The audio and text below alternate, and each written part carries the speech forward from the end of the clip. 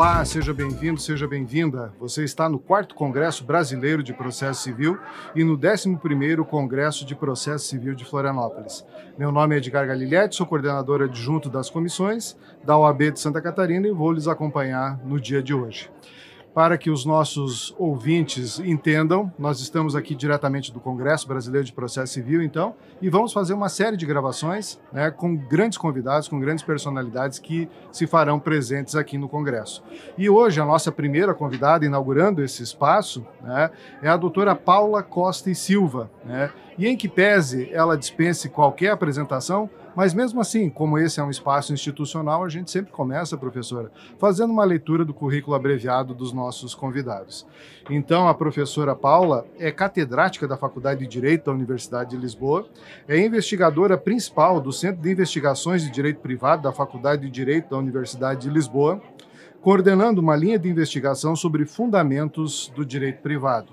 É presidente da direção do Instituto de Valores Mobiliários da Faculdade de Direito da Universidade de Lisboa, é diretora da Ius Dictum, revista de teoria geral do direito, é advogada inscrita na Ordem dos Advogados Portugueses e na Ordem dos Advogados do Brasil, árbitro independente e jurisconsulta. É presidente da Comissão de Arbitragens do Instituto Ibero-Americano de Direito Processual, é membro do Comitê de Arbitragem da Associação Lusófona de Arbitragem e Mediação, é autora de mais de 210 publicações, participou como oradora e moderadora de painel em mais de 340 conferências internacionais e nacionais, sobretudo dedicadas ao direito processual civil, aos meios alternativos de resolução de litígios, ao direito societário e ao direito dos valores imobiliários. Seja muito bem-vinda, doutora Paula. É um prazer recebermos a senhora aqui na inauguração desse nosso espaço, né? E já lhe passo a palavra, então, para fazer uma primeira saudação aos nossos ouvintes. Obrigada, Edgar. Eu estou muito feliz por estar aqui e sempre fico muito impressionada com tudo quanto vejo acontecer aqui na área do direito, especialmente na área do direito processual civil. E estou muito feliz por poder reencontrar, ao fim de tanto tempo, amigos tão queridos, colegas que eu tanto admiro, neste encontro que eu quero e desejo que seja mais um grande encontro que vai decorrer, e não tenho dúvida que vai ser assim, aqui no Brasil. Muito obrigado, professora. E antes da gente começar, então, propriamente, a nossa conversa, né? Nós já estamos aqui nesse ambiente faz um bom tempinho, né? E eu gostaria, assim, que a senhora falasse, né, para os nossos ouvintes, para quem está nos assistindo, enfim, né, quais são as suas primeiras impressões desse Congresso de Processo Civil? É impressionante, como eu dizia, não é, Edgar? Porque para quem vem de um país tão pequeno como o meu, ver um evento dessa dimensão e com tanta gente se reunindo em torno do estudo do direito processual é uma coisa impressionante. Eu costumo dizer, não é por simpatia, porque eu penso isso mesmo, a vossa doutrina, nesse momento, é uma referência no plano mundial. E o Brasil tem que ter noção disso. O espaço que ocupa na ciência do direito, no plano mundial, é de primeiríssima linha. E quando a gente vê esses congressos, é fácil compreender porquê. É muita gente pensando de uma forma muito aprofundada, com enorme criatividade, com grande consistência teórica, sobre problemas que têm uma escala continental. O Brasil é um continente, então isso é uma proeza, o que aqui acontece, não é? E voltar a estar neste espaço, voltar a encontrar tantos colegas, tanta gente jovem, olhando o programa, eu vi tantos nomes, outros nomes mais, é uma coisa impressionante, Sou muito feliz de estar aqui e eu vou dizer assim, como académica e cultora do direito processual, amante do direito processual, isso para mim é o auge, não é? Ver essa criatividade, essa fulgurância, tudo isso é maravilhoso. Que bom, professora. E logo mais, né, a senhora vai participar de um painel de abertura desse nosso congresso. E o título do painel é Balanço de 10 anos do CPC. A senhora vai participar juntamente com grandes nomes do direito processual brasileiro, grandes doutrinadores. A gente falava até um pouquinho antes, né, que são doutrinadores, na realidade, de renome internacional. Em que pese, né, o nosso congresso seja congresso brasileiro, mas a gente sente, né, que logo, logo, né, e com a sua presença aqui, isso é evidência disso, né, que logo, logo ele vai se internacionalizar. E aí a pergunta que a senhora também advoga aqui no Brasil, tem, né, inscrição na ordem, né, dos advogados aqui do Brasil. E a pergunta que eu lhe faço, então, a senhora também como profunda conhecedora do Código de Processo Civil brasileiro, né, para a gente iniciar, né, professora, falar um pouquinho sobre o CPC 2015 de uma forma geral, né? Como é que a senhora vê o conjunto da obra? A senhora acha que esta obra foi bem feita, foi bem construída, enfim? A senhora é uma pesquisadora internacional, né? Qual é a sua visão sobre o CPC de forma geral? Eu pude acompanhar a criação do código, não é? Desde o projeto na comissão de especialistas até a votação final. E eu não sou, assim, eu serei sempre uma estrangeira olhando para um direito que não é o meu, como é evidente, não é? E, portanto, com todas essas limitações, que são muitas limitações. Agora, olhando para o código e daquilo que é o meu grau de conhecimento, é um código extremamente moderno. A circunstância de o código ter aberto com um conjunto de princípios gerais que devem orientar toda a atividade, toda a interpretação das regras, toda a aplicação das regras, isso revela uma enorme modernidade. E o que eu acho extraordinário, obviamente, uma vez mais, eu não estou aqui, eu estou lá, não vejo tudo quanto é publicado todos os dias, não posso ver todas as decisões, mas o que a gente percebe é que o código, o que evoluiu na aplicação prática, o que aquelas regras ganharam de dimensão, é uma coisa impressionante. É uma coisa impressionante uma vez mais. E é evidente, não é? Nenhuma obra, nenhum código é uma obra acabada, que era também outro tema de que nós tínhamos falado. Nenhuma lei, a lei é uma coisa pétrea, está no papel. Ela vai ganhando dimensão na proporção da qualidade dos seus aplicadores e dos seus doutrinadores. E olhando agora esses 10 anos de aplicação do código, naquilo que eu consigo compreender, é, uma vez mais, impressionante. Nós já tínhamos um código que era muito bom, muito moderno, e ele vem a ganhar uma dimensão de enorme modernidade na sua aplicação concreta. E depois outra coisa muito interessante, não é? Hoje falava sobre isso de manhã com o professor Sérgio Cruz Arenhardt, que cruzámos no café da manhã. É muito curioso, o código nasce e imediatamente a doutrina começa a trabalhar aquele código, mas as alterações da morfologia da litigância no Brasil determinou que a doutrina começasse imediatamente a explorar outros caminhos. Isso é incrível aqui. E, portanto, tem um código moderno, o código lança bases e a partir dessas bases se desenvolvem outras linhas de pesquisa que vão enfrentar outros problemas enormes, não é? Processo estrutural, litigância de massas, aqui os grandes acidentes, a resposta que é dada é impressionante. Portanto, tudo isso realmente visto, não é? De fora, uma vez mais, num país tão conservador como é o meu, não é? E em que tão pouca gente olha para dentro do sistema, somos muito poucos, isso é impressionante. O que eu aprendo aqui, olhando para o vosso direito, o que eu aprendo, porque eu supostamente venho fazer conferências e ensinar, não é verdade. Eu venho sempre aprender, não é? Muito mais do que alguma coisa que eu possa trazer, porque a gente não pode trazer nada para cá. A gente leva muita coisa daqui para lá. Certo, e queria resgatar um ponto da sua fala, né? A senhora disse que este nosso Código de Processo, ele trouxe grandes inovações, né?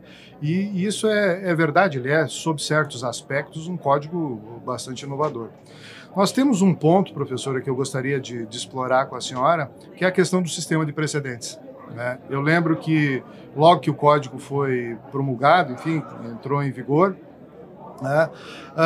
As pessoas ainda não compreendiam, né? Os operadores do direito, não estou nem falando da população, né? Ainda estamos falando dos operadores do direito, né?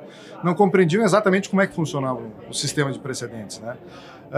Nós vivemos num país de civil law, né? O sistema de precedentes, né, tem sua base, pelo menos originária, em países de common law, né? E nós estamos assim numa fase de construção ainda da ideia do que é o precedente brasileiro, né, do que é o sistema de precedentes brasileiros. Muitos falam, né, que, na realidade, mundialmente, os sistemas fechados da forma que sempre foram construídos, civil law e common law, estão desaparecendo e está havendo uma certa aproximação. A senhora concorda com isso? Enfim, né, qual é a sua visão sobre o sistema de precedentes brasileiro e inserido nesse contexto de aproximação ou de descaracterização desses sistemas fechados e criação, quem sabe, de um terceiro, né, sistema global de administração de precedentes? Eu creio, Edgar, que as fronteiras ou os sistemas puros, common law, civil law, isso nós não temos hoje em dia, não é? E, aliás, nós pensando, common law não é todo igual, civil law não é todo igual. Há diferenças profundas entre os vários sistemas que se inscrevem em cada uma dessas famílias. E eu acho que há uma razão pela qual, creio eu, nós, no fundo, aprendemos uns com os outros. Portanto, direito à história, direito à cultura. E então, todo ponto em que nós nos encontramos é o ponto numa evolução cultural. A evolução cultural não é feita em pulos. Eu não posso transportar uma coisa de um lado para o outro. Mas o que é que se verifica? Esse é o caso do precedente. E depois talvez possa dizer mais qualquer coisa sobre o que aqui se chama o precedente à brasileira. O precedente à brasileira. O que nós verificamos é que, sem transposição direta de institutos, o facto de haver cada vez mais uma integração entre juristas de todo o mundo que se encontram nos congressos internacionais, nas bancas, que falam entre eles, isso leva a que os sistemas cada vez sejam menos fechados. Eles são mais porosos, porque nós todos nos encontramos. Eu estou aqui. Eu, quando sair daqui, eu vou contar aos meus colegas o que é que eu aprendi aqui, o que é que eu ouvi aqui de novo. Então, isso já vai ter uma repercussão no meu direito, como é evidente. Então, essa comunidade global que se vai formando, vai levando a que eu veja no sistema do outro a solução para um problema do meu. Eu vou construir a solução dentro da minha linguagem, dentro dos meus conceitos, mas eu vou olhar para aquela solução. Então, as fronteiras vão se efetivamente diluindo. Acho que há uma outra razão que tem levado, talvez, a uma sobreposição de sistemas, que é exatamente o plano dos meios como a arbitragem. A arbitragem tem permitido criar, creio eu, no plano mundial, na arbitragem internacional, um esperanto jurídico, em que eu estou num tribunal subitamente com um colega que vem da Turquia, um colega que vem da Bélgica, e ele vem de Lisboa. E os advogados vêm de Nova Iorque, e os outros... Nós temos que encontrar uma linguagem comum. E isso vem irradiando, porque há muitos processualistas operando nesse meio. E então, aquelas sementes que estão ali, na arbitragem, por exemplo, na internacional, começam a irradiar para os sistemas. Os temas formais de processo começam a olhar para ali. Então, tudo vai ganhando cada vez maior fluidez. As coisas vão ganhando uma enorme fluidez. Relativamente aos precedentes e dentro daquilo que é a minha limitação, uma vez mais. Eu ouvia dizer aqui que havia grandes problemas com a manutenção da jurisprudência, que o próprio decisor alterava sem saber a sua jurisprudência do acórdão que tinha votado na véspera. Não é? Bom, então havia que chamar a atenção, acho eu, para a necessidade de estabilizar a jurisprudência. E há uma coisa que é muito típica do legislador. Quando ele quer chamar a atenção para um fenómeno, ele dá-lhe um nome novo. Ele muda-lhe o nome. Ainda que o precedente e a súmula sejam coisas muito parecidas, ele chamou a atenção para esta realidade dando uma palavra nova, precedente. E a quantidade de produção científica que há em cima desta palavra permite-nos compreender como o legislador foi eficaz. Porque já ninguém falava da súmula e todo mundo começou falando do precedente. E então, é um precedente como nós encontramos no tribunal inglês? Não, não é. É uma coisa um pouco diferente. Mas não importa, porque é uma coisa que está resolvendo um problema concreto que havia na operação jurídica no Brasil. E então, está perfeito. Não tenho que reconduzir a quadros e àquela gaveta, é o precedente da common law, do direito inglês. Não tenho que fazer isso. Eu fui buscar uma ideia, adaptei no meu sistema, dei-lhe aquele nome e chamei a atenção da doutrina. E então, se estamos criando, tentando resumir e respondendo mais diretamente à pergunta, Edgar, nós estamos cada vez mais com sistemas que são permeáveis uns aos outros. Estamos. A nossa interação com colegas de vários espaços jurídicos tem proporcionado isso. O precedente é um bom exemplo. É um bom exemplo. É um bom exemplo. O modo como a doutrina tem trabalhado essa figura do ponto de vista do observador externo, ele consegue compreender a que a lei se quer referir. E, portanto, eu diria, foi uma regra de sucesso. E, por outro lado, quando a gente vê, por exemplo, a base de precedentes do CNJ, não é? A base, os sítios onde a gente encontra, quer dizer, claro, aquilo é muito importante. Chamou a atenção e está dando consistência e estabilidade às decisões dos tribunais superiores, das Supremas Cortes. Eu vejo que no Brasil, né, professora, a gente já vai avançar um pouquinho, mas a construção do sistema de precedentes ele começou em 2004 ainda, com a emenda 45, né, uma emenda constitucional 45, que eu sempre digo que ela fixou as bases, né, para que o sistema de precedentes ele pudesse ser instalado e se transformasse naquilo que hoje a gente conhece, né? Mas eu acho que a senhora está certa, enfim, a gente ainda está construindo, né, essa ideia de precedentes brasileira, né? Essa ideia de precedentes brasileira. E a senhora falou em arbitragem, né? A arbitragem também é uma lei relativamente antiga aqui do Brasil, né? Mas que no parágrafo 3º do artigo 3º do Código de Processo, a conciliação e a mediação, né, assim como outros métodos de solução de conflitos, passaram a constar, né, como características, né, ou como figuras a serem estimuladas pelos próprios juízes. A senhora é uma profunda pesquisadora quando se trata de conciliação e mediação. E eu lhe pergunto, então, primeiro, a inclusão desse dispositivo lá no Código de Processo representa algum avanço, né, em termos da utilização desses meios, né, não adversariais de solução de conflitos? E como é que a senhora vê que conciliação, mediação, a senhora falou arbitragem, né, todos esses métodos, eles podem contribuir para uma evolução do direito brasileiro? Eu creio, ainda a primeira parte da pergunta, Edgar, foi muito importante essa afirmação no Código. Eu creio que são os parágrafos 2º e 3º do artigo 3º. Parágrafo 3º do artigo 3º. É isso mesmo, que tem a mediação e a conciliação e, no fundo, são regras programáticas, dizem, não é? Todos os operadores, Ministério Público, juiz, por aqui fora, devem estimular o recurso a esses métodos. E o que é que para mim é muito importante nessa regra? Aliás, é uma das regras que eu falarei agora, em seguida, no painel. Essa regra dá o tom, ela marca o tom.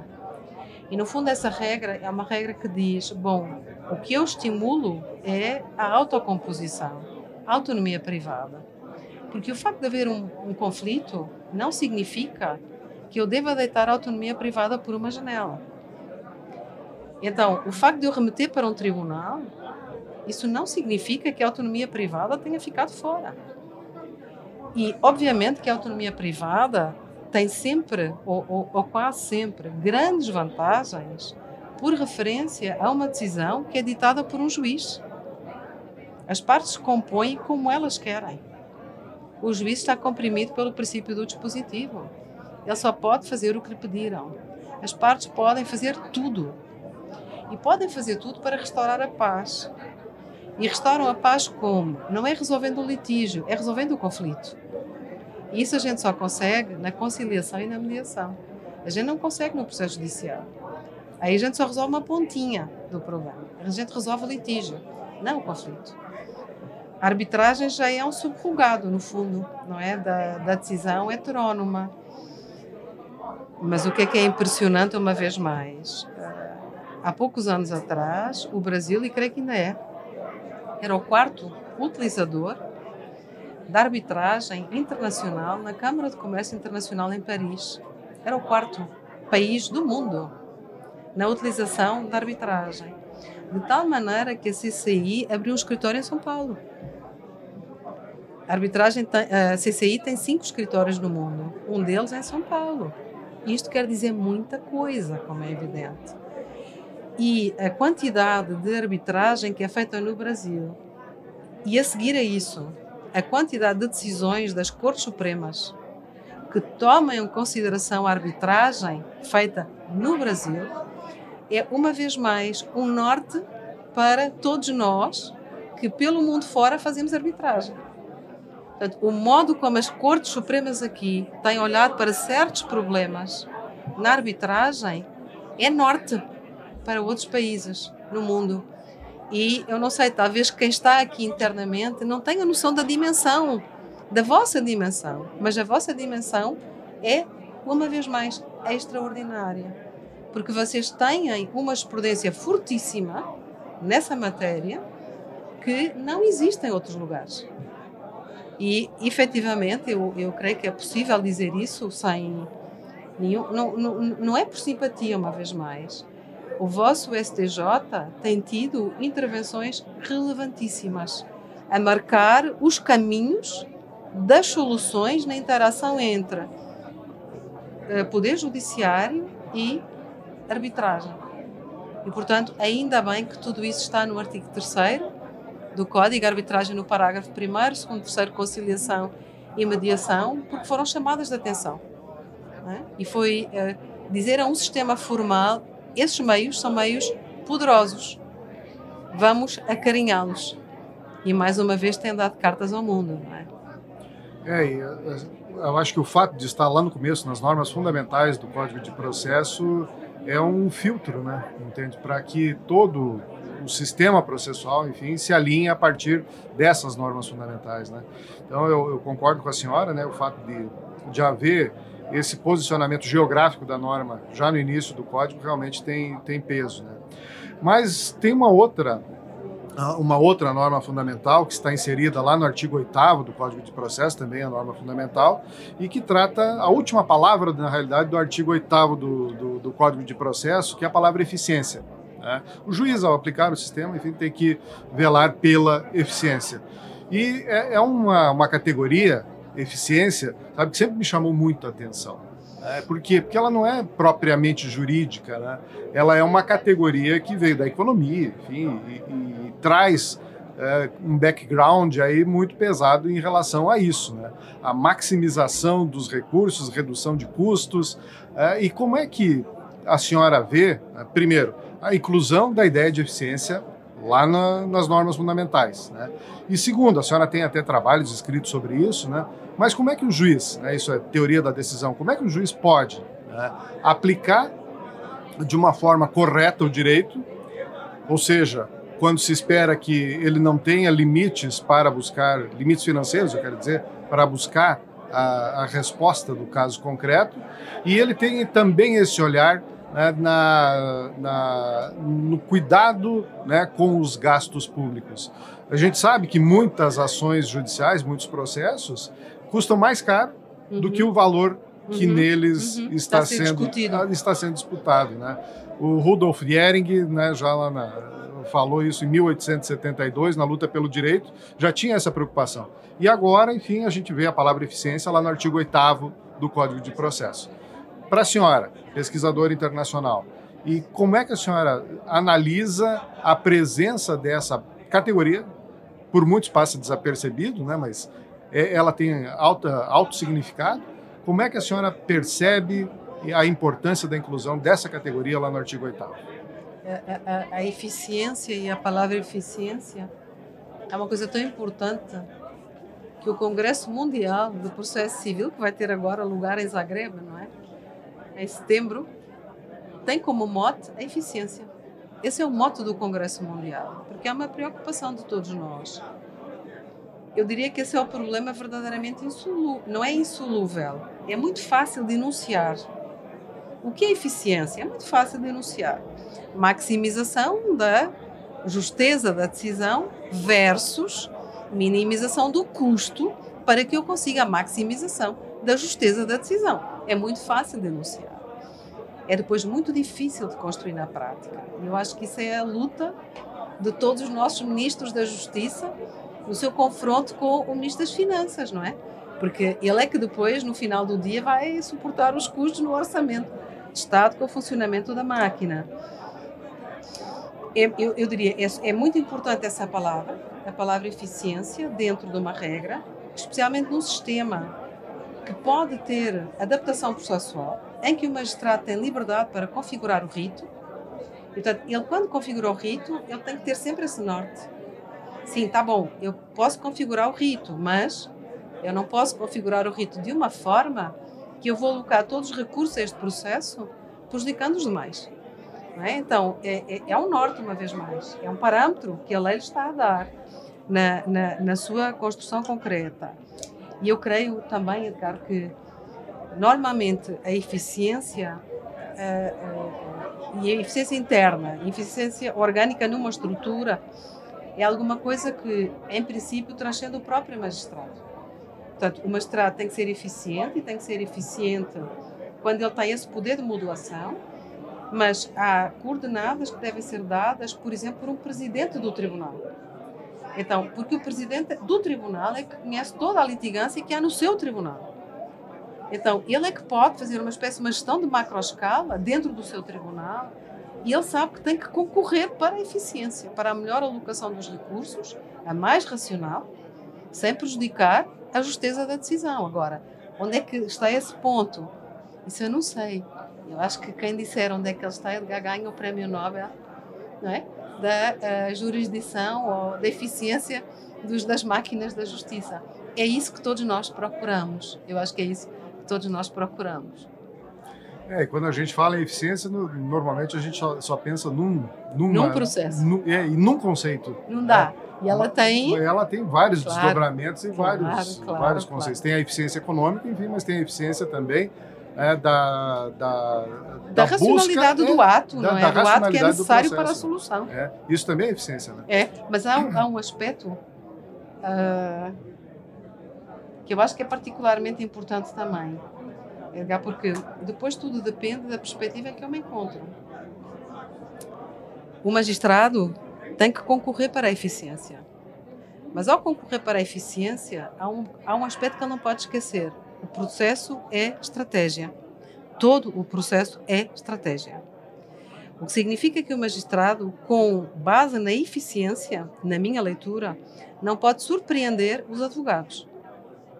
Portanto, se ele quer ser eficiente, então vamos definir o parâmetro de eficiência.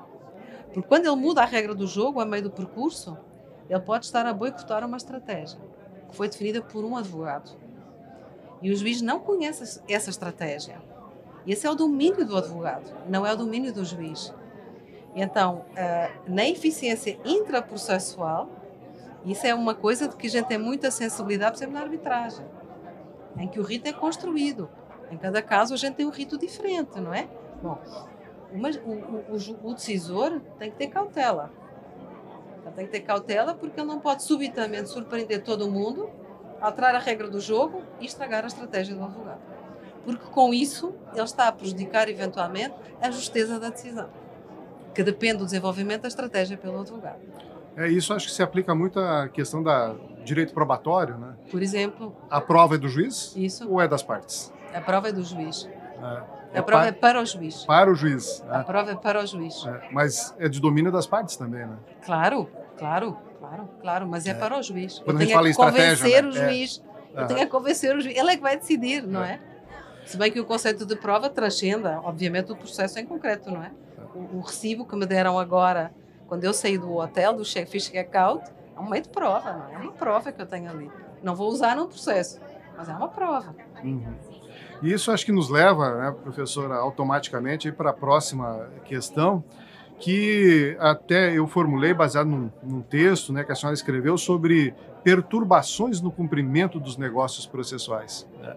E até antes a gente conversava, né, eu não sei se perturbação para a língua portuguesa de Portugal tem o mesmo sentido que a gente utiliza no Brasil, e nem sei, né, se negócios processuais têm o mesmo sentido. Então eu gostaria que a senhora explicasse isso, porque tem a ver com estratégia, né? Aqui no Brasil nós temos no artigo 190 do Código de Processo a possibilidade da formulação de negócios jurídicos processuais. Esse seu livro, acho que quando foi escrito ainda não havia o CPC 2015, mas ele se aplica eu creio bem... que já havia. Já havia o CPC. Já havia o CPC e a senhora escreveu esse livro. Ele serve tanto para Portugal como serve para o Brasil também. Né? E quando a senhora escreveu, então a pergunta era essa, né? O que a senhora pensou em relação aos negócios jurídicos processuais brasileiros? É curioso e eu tenho que dar um dado prévio. Nós não temos uma secção de processo nas universidades portuguesas. Eu não sou professor de processo. Eu sou professor de ciências jurídicas. E então, isso significa que eu, na área que pertence à minha categoria académica, posso lecionar direito das obrigações, teoria geral, processo penal, processo civil, direito à família, eu sei lá, tudo. Pronto. O que é que isto significou? O que é que chamou a minha atenção? Eu fui lecionar direito das obrigações.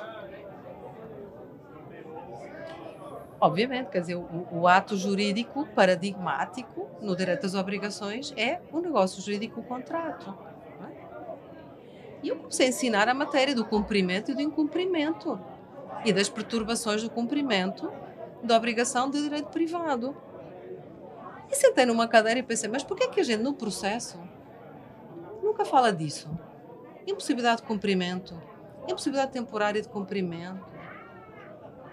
A gente não trabalha com esses conceitos. Por quê? Esses são conceitos de teoria geral do contrato, do negócio bilateral, do negócio unilateral. Então, comecei a olhar para o negócio processual com as categorias do negócio jurídico não processual. Então, essa foi a origem, a gênese do livro. O conceito de perturbação é idêntico aqui e lá. O conceito é idêntico, só que o direito das obrigações aqui, só recentemente, começou a usar essa categoria. Há um tempo pude escrever um livro com a professora Judite Martins Costa, na altura da pandemia. Escrevemos o livro em 5 semanas, eu acho que foi, cada uma no seu computador, no seu extremo do mundo, não é? A gente não podia viajar. E começámos a trabalhar esses conceitos numa base comum. E, efetivamente, havia conceitos que eram usados aqui que não eram usados lá e outros que eram usados lá que não eram usados aqui. Então, o conceito de perturbação foi um conceito que nós podemos trabalhar para dar uma base comum. Então, eu diria que, hoje em dia, já há, ou pelo menos já foi possível trabalhar um conceito comum de perturbação no direito das obrigações em Portugal e no direito das obrigações aqui no Brasil.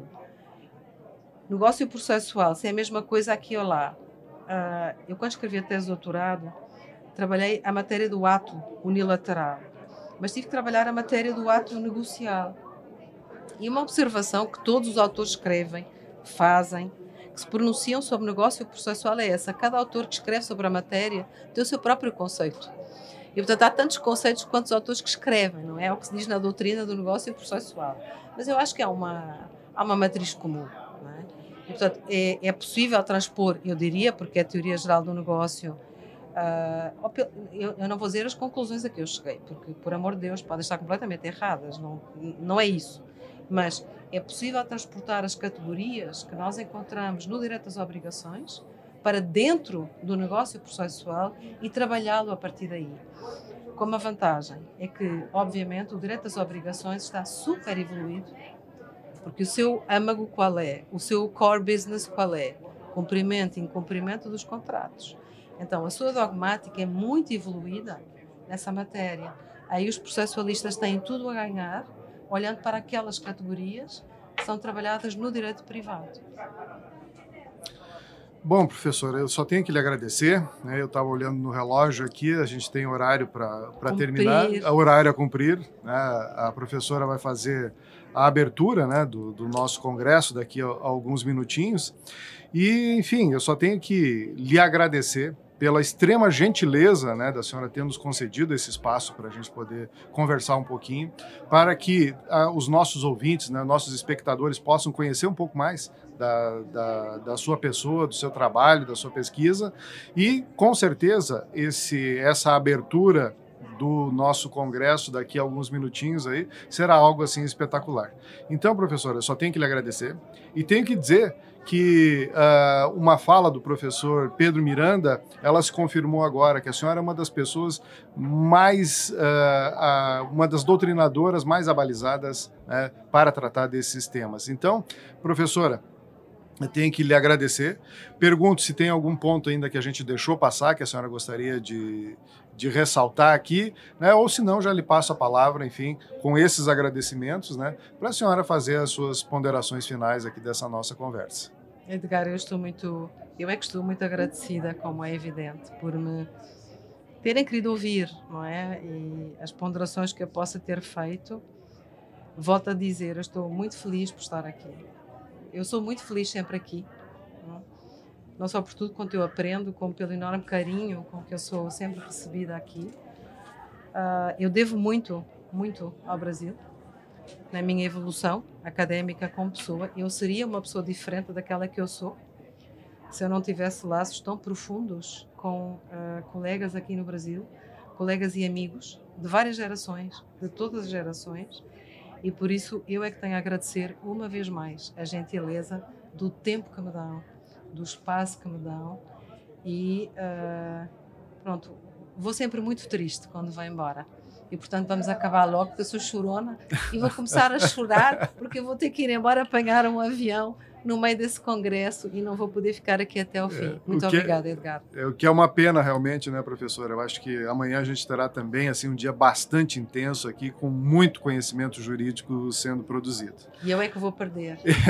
Mas eu é que vou perder. Eu acho que... Enfim, haverá outras oportunidades. Eu vou voltar. A senhora vai voltar, enfim, e esse congresso, tenho certeza absoluta, como a gente falou no início, ele vai se tornar internacional e cada vez mais a sua presença vai ser requisitada. Muito obrigada, Edgar. Muito gentil. Muito obrigado, muito então. Obrigada, gente. Professora Paula Costa e Silva, por esse espaço que ocupou aqui nessa nossa conversa.